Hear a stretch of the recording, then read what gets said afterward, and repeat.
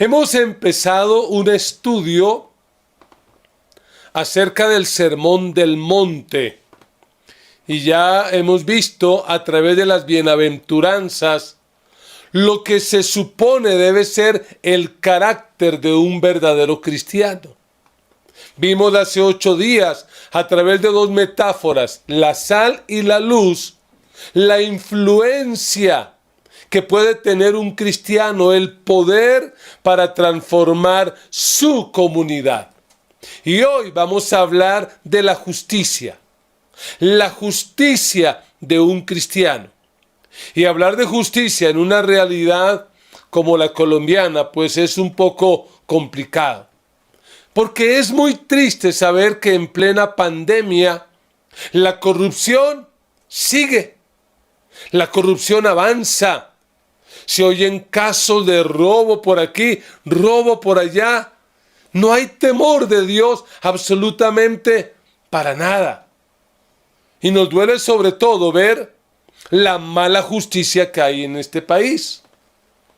Un país donde los corruptos pues pagan muy poquito de cárcel, generalmente en su casa muy cómodamente, y luego salen a disfrutar aquello que se han robado. ¿Sabe? Se necesita justicia. Y el Sermón del Monte habla de justicia. En el versículo 6, el Sermón del Monte dice: bienaventurados los que tienen hambre y sed de justicia, porque ellos serán saciados. En el versículo 10 dice: bienaventurados cuando los persigan por causa de la justicia. Y bueno, el texto de hoy nos invita a tener una justicia mayor. Ese es el tema para nosotros hoy, una justicia mayor. Y quiero invitarle a abrir su Biblia, la palabra de Dios, en el Evangelio de Mateo capítulo 5, versículo 17. Y la palabra del Señor dice así. Son palabras de Jesús. No piensen que he venido a anular la ley o los profetas. No he venido a anularlos, sino a darles cumplimiento. Les aseguro que mientras existan el cielo y la tierra, ni una letra, ni una tilde de la ley desaparecerán hasta que todo se haya cumplido. Todo el que infrinja uno solo de estos mandamientos, por pequeño que sea, y enseñe a otros a hacer lo mismo, será considerado el más pequeño en el reino de los cielos. Pero el que los practique y enseñe será considerado grande en el reino de los cielos. Lea conmigo este texto allí en su casa. Porque les digo a ustedes que no van a entrar en el reino de los cielos a menos que su justicia supere a la de los fariseos y de los maestros de la ley. Lo que nos quiere mostrar el Señor en esta tarde con este texto es que la justicia del cristiano debe ser mayor en todo. La justicia de un cristiano tiene que ser mayor. Y vamos a tratar de responder una pregunta a la luz de este texto. Y es, ¿qué exige tener una justicia mayor? ¿Qué significa eso? ¿Qué quiso decir Jesús al decir que la justicia de nosotros, sus discípulos, tenía que ser mayor que la de los escribas y de los fariseos? Y yo quiero dejar en su corazón por lo menos 3 pensamientos principales. Y la primera de ellas es que una justicia mayor exige conocer el valor de la ley. Necesitamos conocer el valor de la ley. En el versículo 17 Jesús dice de manera muy clara: no piensen que he venido a anular la ley o los profetas. Otras versiones dicen: no piensen que he venido para destruir. Y cuando el texto habla de la ley o los profetas, está hablando del Antiguo Testamento. Está hablando de lo que conoceríamos hoy como la Biblia hebrea. La Biblia que leyó Jesús. La Biblia que Jesús estudió. La Biblia de la que Jesús predicó. Y tenemos que recordar a la lectura de Deuteronomio que la ley era el criterio de vida para que el pueblo de Israel se distinguiera de las demás naciones. La ley era lo que hacía que el pueblo de Israel fuera completamente diferente. Eso era la ley. Y los profetas eran aquellos que interpretaban y predicaban la ley. Eran los que le hacían ver al pueblo la forma de cumplirlo y los riesgos de no hacerlo.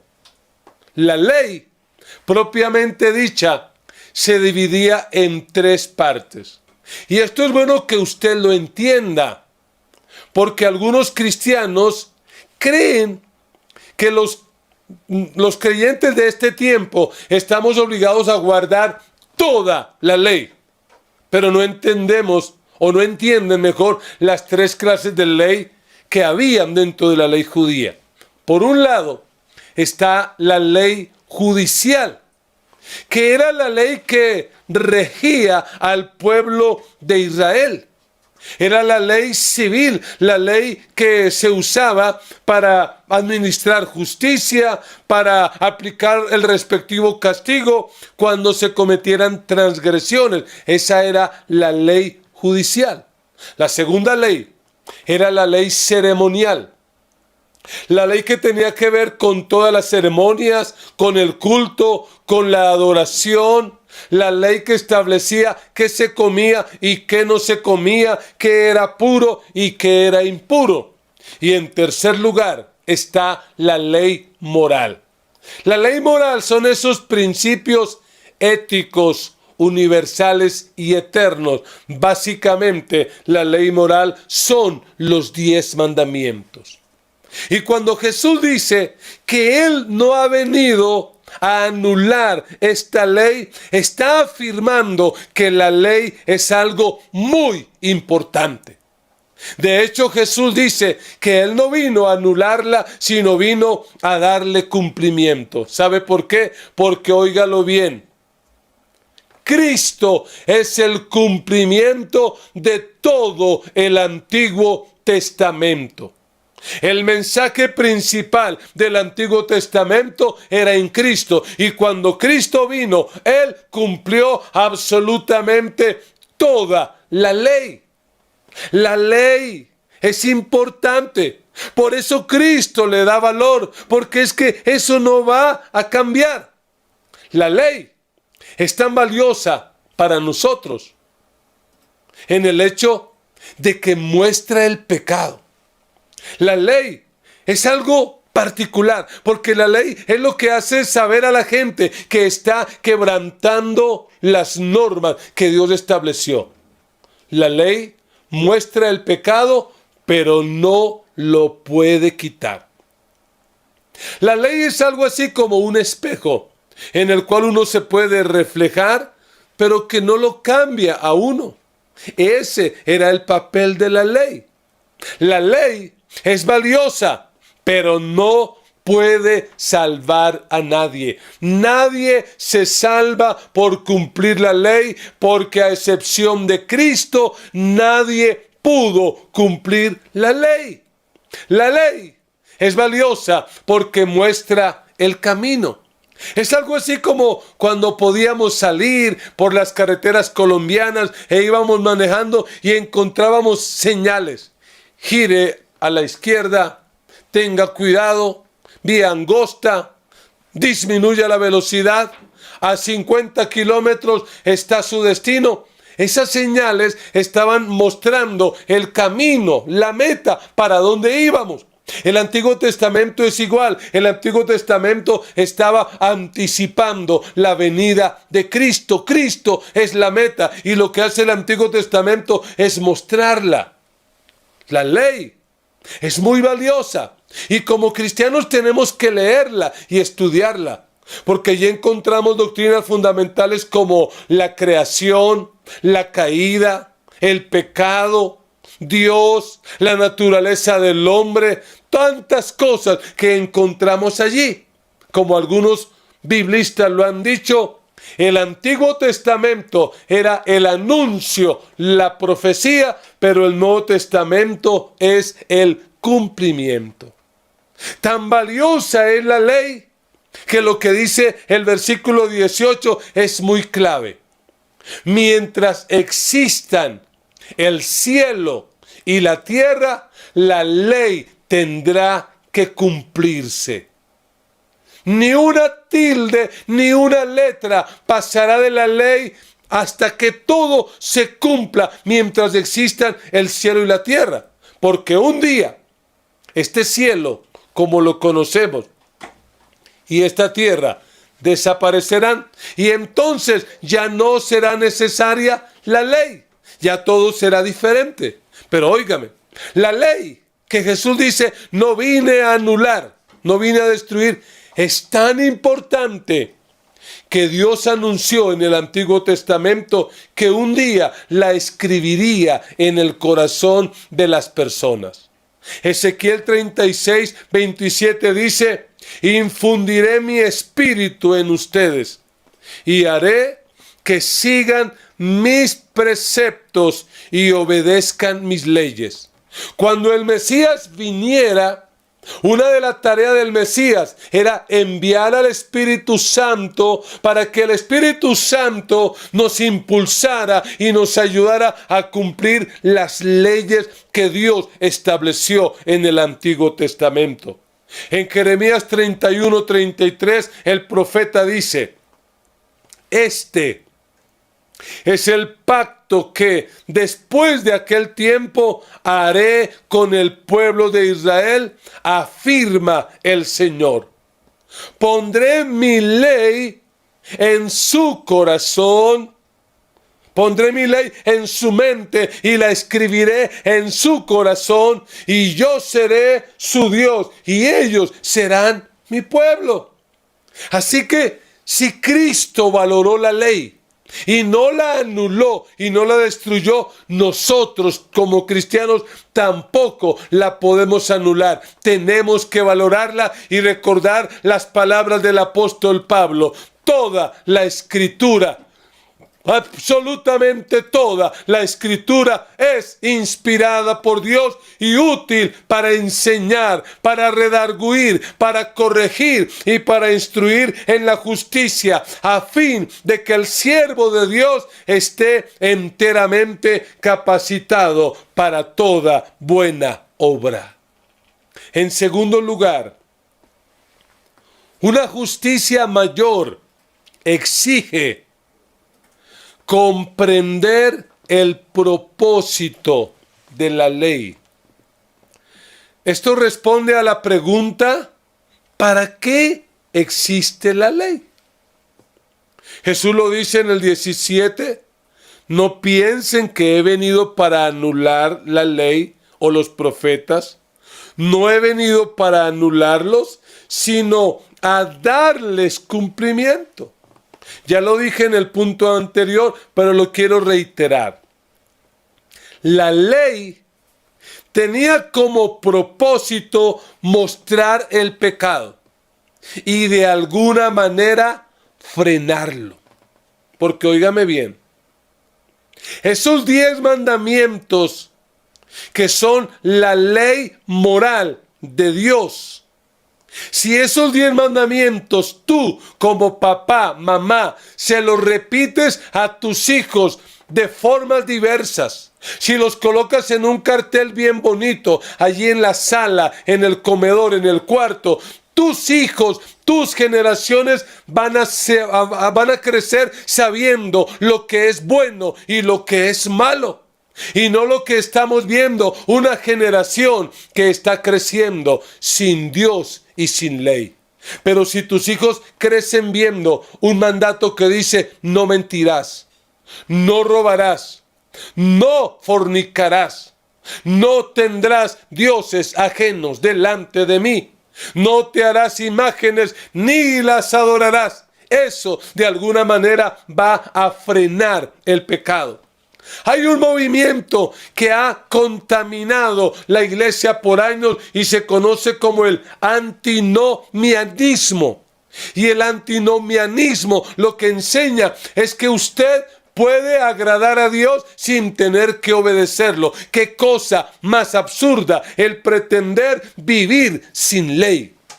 El propósito de la ley era que se cumpliera. Era que tuviera cumplimiento. Y cuando Cristo vino, Él le dio cumplimiento a la ley. Preste atención. Él cumplió la ley judicial. Pues al morir en la cruz, lo hizo como un criminal, como un culpable, como dice Pablo, se hizo maldición por nosotros. En Gálatas 3:13 dice: Cristo nos redimió de la maldición. Eso que estamos leyendo en Deuteronomio 28. Cristo nos rescató de la maldición de la ley al hacerse maldición por nosotros, pues está escrito: maldito todo el que es colgado de un madero. Y escúchelo bien, Cristo ya cumplió esa ley. Para nosotros, la ley judicial no está vigente. No. Cristo ya la cumplió. En la ley judicial hay cosas como estas. Si se sorprende a una mujer en adulterio, hay que apedrearla. Eso no está vigente. Si un hijo es rebelde y contestón y altanero con sus padres, hay que apedrearlo. Eso no está vigente. Pero tenemos que leerlo, tenemos que estudiarlo, porque de allí vamos a extraer principios muy valiosos para nuestra vida hoy en día. Pero esa ley ya no está vigente. Era una ley solo para Israel, pero desde que Cristo vino, Cristo al venir, ya Dios no trata con una nación, Él trata con todas las naciones a través de la iglesia. Pero Cristo cumplió la ley judicial.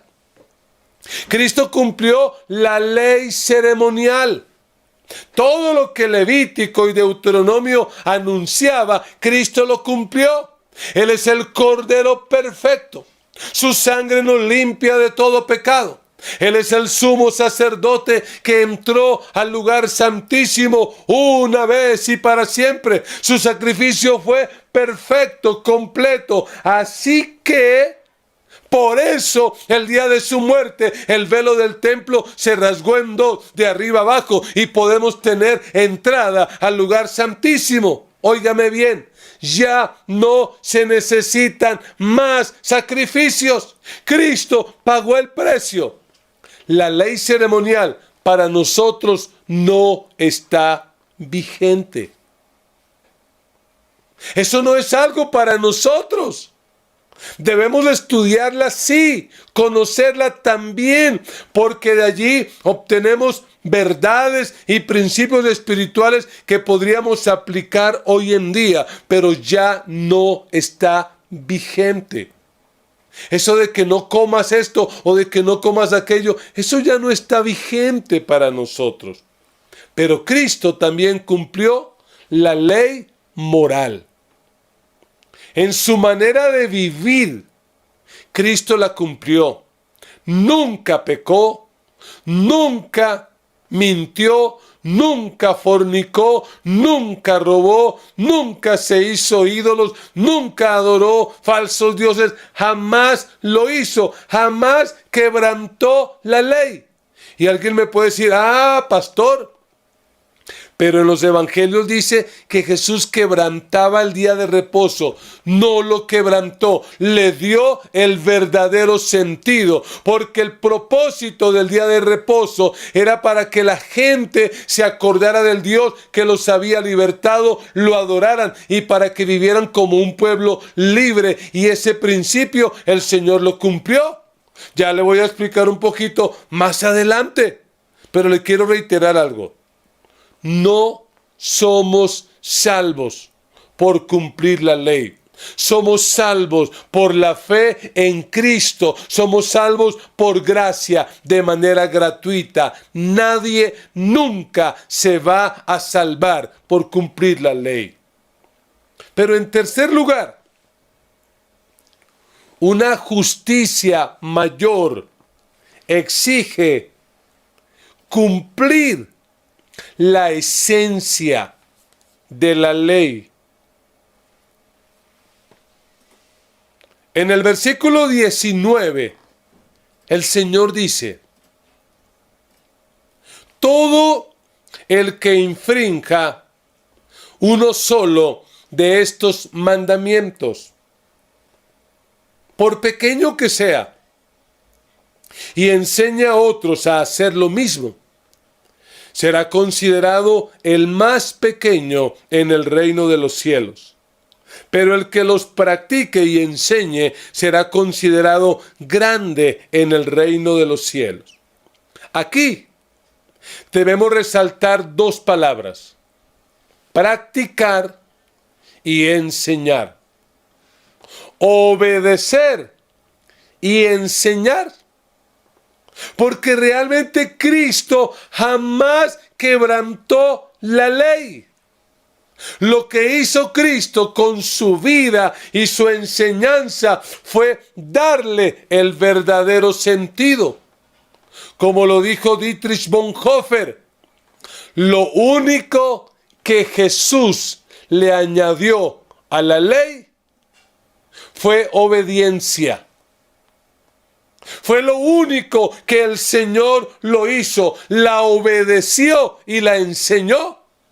A diferencia de los escribas y fariseos que él menciona en el versículo 20. Léalo conmigo, por favor. Porque les digo a ustedes que no van a entrar en el reino de los cielos a menos que su justicia supere a la de los fariseos y a la de los maestros de la ley. Lo que Jesús quiere hacer es marcar un contraste entre sus discípulos y los escribas y fariseos. Porque los escribas y fariseos, de manera legalista, de manera religiosa, distorsionaron la ley con su manera de vivir y con su manera de enseñar. Porque la práctica que ellos hacían de la ley realmente era superficial y era muerta. A usted le conviene saber esto. Mire, se cree que ellos, de esta ley moral que Dios había establecido, la multiplicaron, ¿y sabe en qué quedó? En 248 mandatos y en 365 prohibiciones. Atérrese. 613 normas por total. 613 normas. Imagínense, los fariseos de manera exagerada la distorsionaron y esa ley quedó convertida en 613 normas. El día de reposo no podían caminar más de 1 kilómetro porque ya quebrantaban la ley. No podían hacer ciertas cosas. Habían hecho de cada ley, habían hecho normas y normas y normas. Óigame, si Cristo dice que la justicia nuestra tiene que ser superior a la de los fariseos, ¿qué es lo que está diciendo? Si ellos tenían 613 normas, ¿cuántas debemos tener nosotros? ¿650? ¿700? No, no podemos equivocarnos. Cristo nunca contradijo ni a Moisés ni a la ley de Dios. No. Lo que él contradijo y lo que él atacó fue a los escribas y fariseos, que hasta más no poder hicieron la ley algo insoportable en muchos aspectos y en otros la relajaron, la flexibilizaron. Por ejemplo, el divorcio. Los fariseos dijeron que la gente, los varones, se podían divorciar por cualquier causa. Si a la mujer se le quemaba el arroz, divorcio. Si la mujer en cuarentena se engordaba, divorcio. Si la mujer era contestona, divorcio. Por cualquier causa se divorciaban y estos fariseos habían avalado y aprobado esto. Habían aprobado cosas terribles, habían generado unas leyes para lavarse las manos. Por eso un día a Jesús lo acusaron de comer con las manos sin lavar. Y la verdad es que Jesús sí se lavaba las manos, pero no como los escribas habían establecido en sus normas y en sus protocolos. Y por eso Jesús ese día les dijo de manera tajante: lo que contamina al hombre no es lo que entra en la boca, sino lo que sale de la boca. Cuando uno lee en el Evangelio de Mateo, en el capítulo 23, uno encuentra que las palabras más fuertes que Jesús pronunció no la hizo contra el gobierno, que bien pudo haberlo hecho porque corruptos también eran, pero lo hizo contra los religiosos. Leamos una parte nada más. Dice: ¡ay de ustedes, maestros de la ley y fariseos hipócritas! Limpian el exterior del vaso y del plato, pero por dentro están llenos de robo y de desenfreno. Fariseo ciego, limpia primero por dentro el vaso y el plato, y así quedará limpio también por fuera. ¡ay de ustedes, maestros de la ley y fariseos hipócritas, que son como sepulcros blanqueados! Por fuera lucen hermosos, pero por dentro están llenos de huesos de muerto y de podredumbre. Así también ustedes, por fuera, dan la impresión de ser justos, pero por dentro están llenos de hipocresía y de maldad. ¡Qué palabras más fuertes las de Jesús! Y es que los escribas y fariseos acomodaron la ley a su conveniencia, y entonces ya no era justicia, era una justicia injusta. Por ejemplo, algo que vamos a abordar durante uno de estos domingos: el divorcio. Debemos aclarar que el divorcio ni era un mandato, ni era una prohibición. El divorcio, como lo leímos en Deuteronomio 24, era una concesión, pero ellos la ampliaron hasta más no poder, de modo que los hombres podían echar a sus mujeres maltratándolas y quitándoles la dignidad por cualquier causa.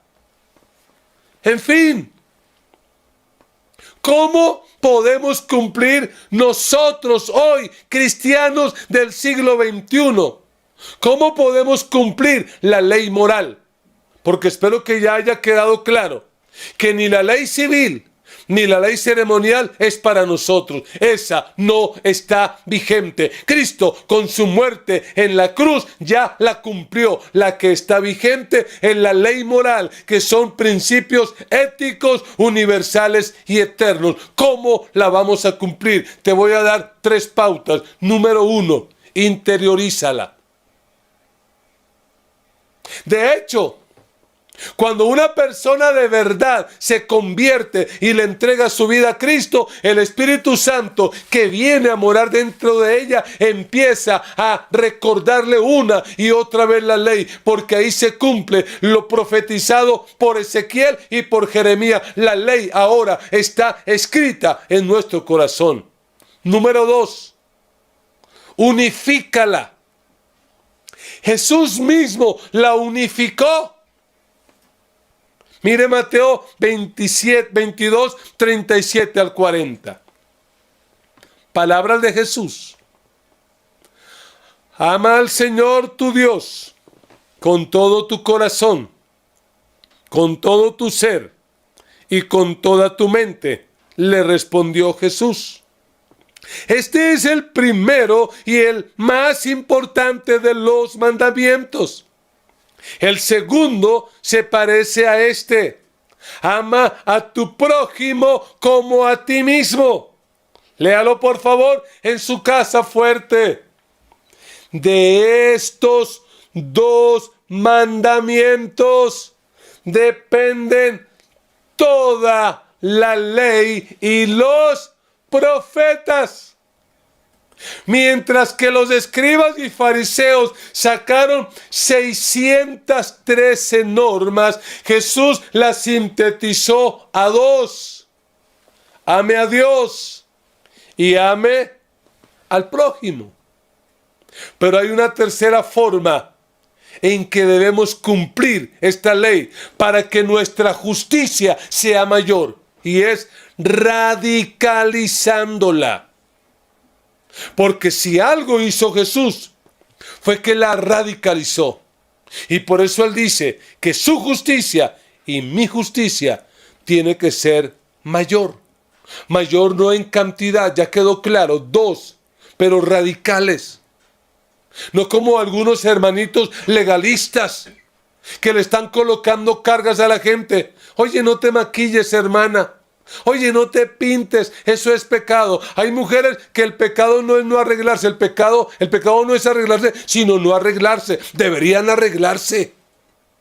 Oye, no te pongas jean. Oye, no comas chicharrón. Oye, no comas rellena porque eso es pecado. Vas a perder la salvación. Mentira, esa ley ceremonial ya no tiene vigencia para nosotros. Si vas a dejar de comer algo, hazlo por salud, pero no porque esté en riesgo ni tu espiritualidad ni tu salvación. Oye, utiliza siempre corbata. Y ojo, hermanita, con la falda larga y el cabello largo y el cuello tortuga. Oye, y el sábado no trabajes, tienes que reposar el sábado y no tomes café y no tomes esa gaseosa negra. Oye, no tengas televisor, ese es el cajón del diablo, nada de internet. Y si llega a aparecer la vacuna contra el COVID, no te la pongas porque ahí te van a colocar la marca del anticristo. Legalistas, ignorantes de las escrituras. Eso no es. Cuando el Señor dice que nuestra justicia tiene que ser mayor, está hablando de que debemos profundizarla. Profundizarla en nuestra mente, en nuestro corazón, en nuestra conducta, de modo que nuestra vida se alinee con la voluntad de Dios. Y luego lo vamos a ver. La ley decía, no mates. Pero Jesús lo hizo más complicado. Dijo, cuidado con la ira descontrolada. Cuidado con guardar rencor y no perdonar. La ley decía, no adulteres. Pero Jesús dice, hey, más que eso, cuidado con lo que miras. Cuidado con mirar a una mujer o a un hombre para codiciarlo porque ya adulteraste. Así que si tú estás viendo pornografía, estás pecando y quebrantando la ley de Dios y no vas a entrar en el reino de los cielos porque la justicia nuestra tiene que ser mayor. La ley decía, odia a tu enemigo. Ama a tu hermano. Pero el Señor dice, no Señor, en lugar de odiar al enemigo, hágale bien. Ore por él, ayúdelo. Eso significa que nuestra justicia sea mayor. Quiero terminar diciendo que nuestra justicia es mayor porque no se enfoca en reglas. No tenemos 613 reglas o menos o más. No. Nuestra justicia se enfoca en relaciones. Amar a Dios y amar al prójimo. Nuestra justicia es mayor porque no se enfoca en lo que nosotros podamos hacer para cumplir la ley y ganar la salvación. No, nuestra justicia se enfoca en lo que Cristo hizo al venir a esta tierra y cumplir toda la ley. Al morir en la cruz, nuestra justicia se enfoca en Él. Cuando un ser humano reconoce que está en bancarrota espiritual y le entrega el control de su vida a Dios, ahí viene la justicia de Dios. Porque escúcheme, los cristianos no cumplimos la ley para ser salvos, sino como evidencia de que somos salvos. La única justicia que Dios aceptará es la justicia a través de Cristo. Porque dice 2 Corintios 5, 21, y le animo a leer este último texto conmigo. Al que no cometió pecado alguno, por nosotros Dios lo trató como pecador. Está hablando de Cristo, para que en Él, en Cristo, que recibiéramos.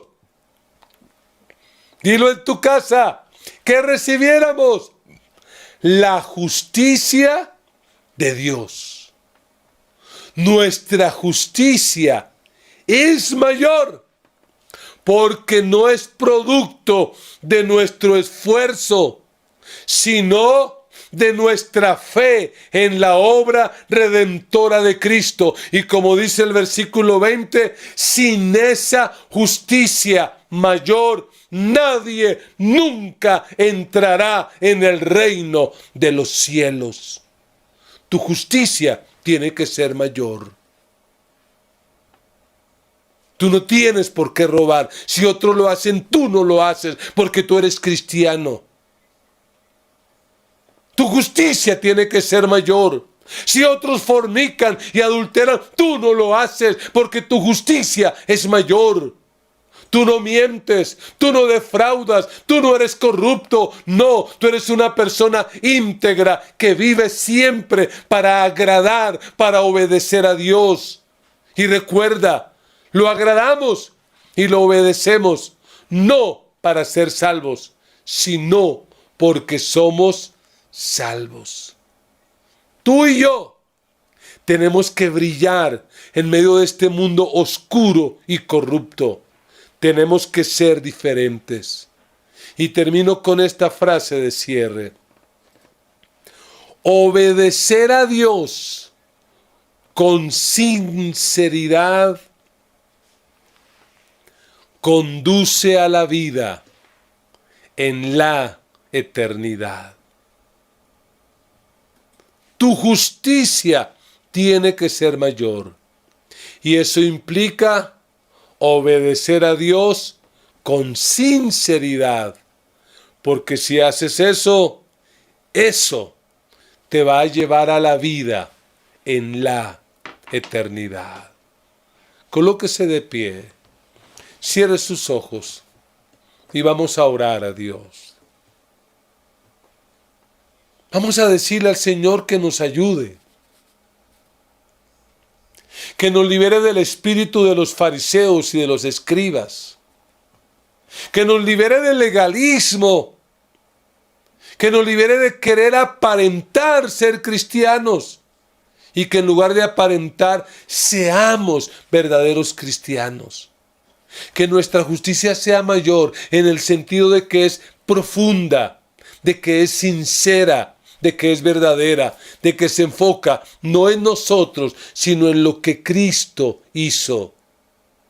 No en nuestro esfuerzo, sino en nuestra vida rendida al control del Espíritu Santo. Padre, en el nombre de Jesús, en esta hora te doy gracias por la vida de cada uno de mis hermanos y de mis amigos que se ha conectado con esta transmisión a través de nuestra emisora, a través de nuestro canal de YouTube, de nuestra página de Facebook. Señor, gracias por ellos. Y yo te pido que ellos en esta hora tengan el valor de tomar decisiones, que decidan ser verdaderos cristianos, que decidan vivir para agradarte a ti. Señor, que en lugar de vivir vidas de apariencia, vidas de legalismo, vidas de normas, Señor, vivamos la vida que el Espíritu Santo quiere producir en nosotros.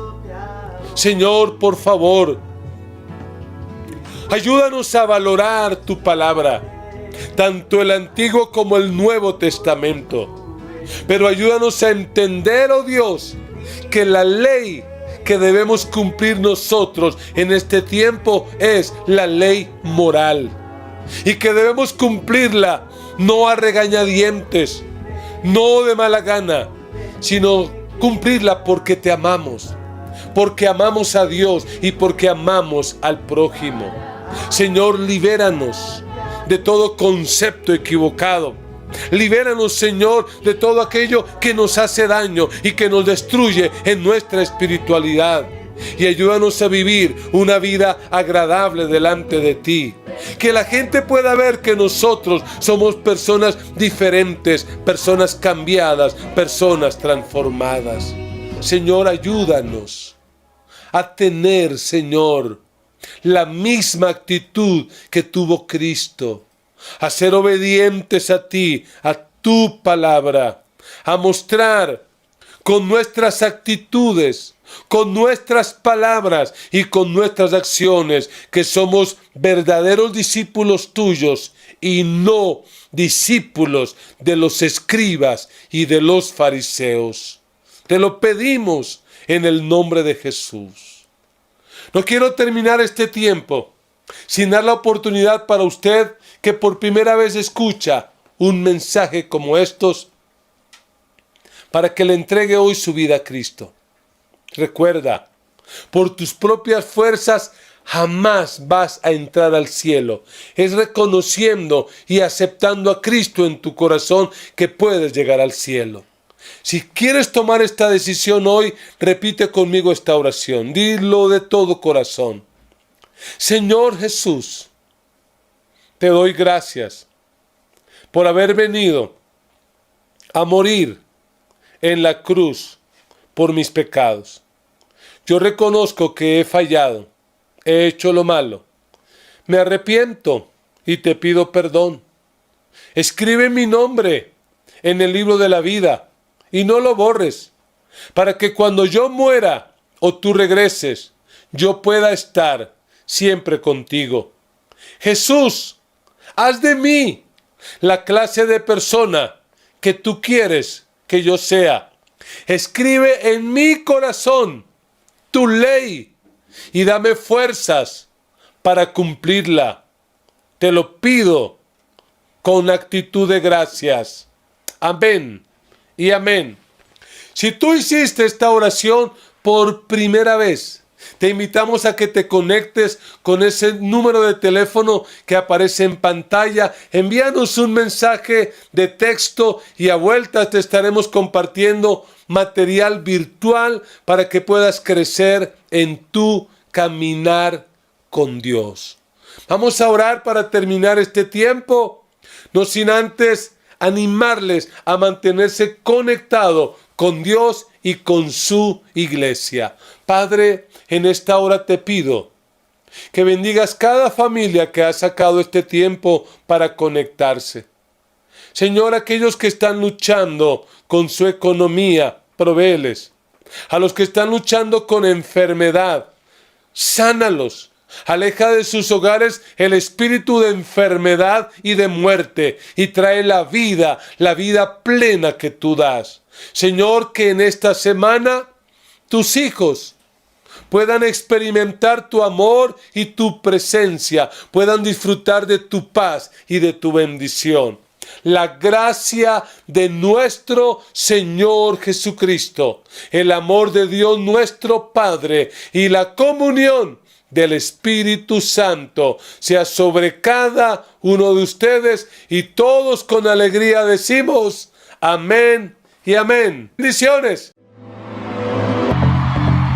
Somos la Gran Comisión de Colombia. Sigue conectado con nosotros. Y no olvides compartir nuestras transmisiones en vivo.